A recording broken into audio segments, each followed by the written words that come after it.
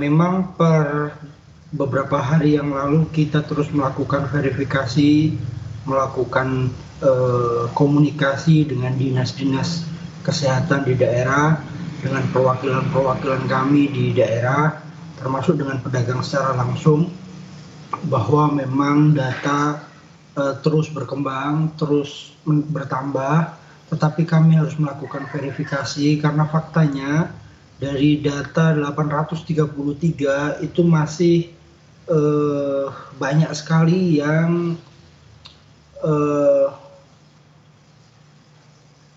mengalami perubahan seperti bahwa ini bukan pedagang, ini PKL, ini pengelola dan seterusnya, tetapi 833 ini merupakan data yang final yang kami share ke teman-teman daerah. Ada beberapa misinformasi seperti di pasar di Balikpapan, pasar segar, ternyata bukan pasar segarnya yang kena, maka laporan-laporan dari daerah itu harus terus kita verifikasi, harus terus kita pastikan. Dan dari 833 ada sekitar 164 pasar, tersebar di 72 kabupaten kota dan ada di 24 provinsi. Kasus ini terjadi dan terus berkembang seiring dengan bertambahnya atau kuatnya pemerintah daerah melakukan rapid test dan swab.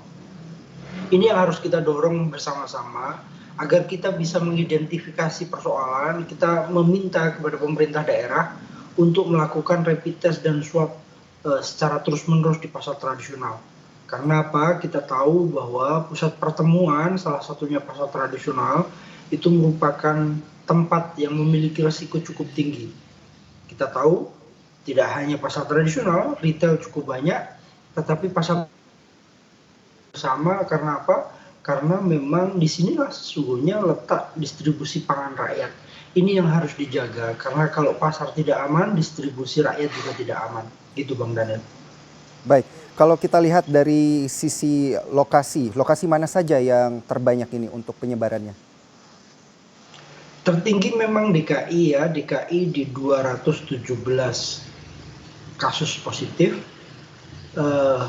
Mengapa itu terjadi? Karena DKI cukup masif melakukan rapid test dan swab di pasar-pasar.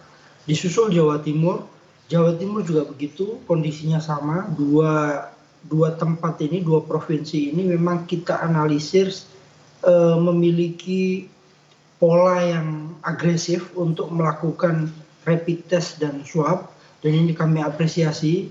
Setelah diketahui akan ada langkah-langkah lanjutan seperti isolasi, penyemprotan desinfektan, dan beberapa langkah-langkah lain yang kita harapkan dapat memangkas penyebaran COVID di pasar tradisional.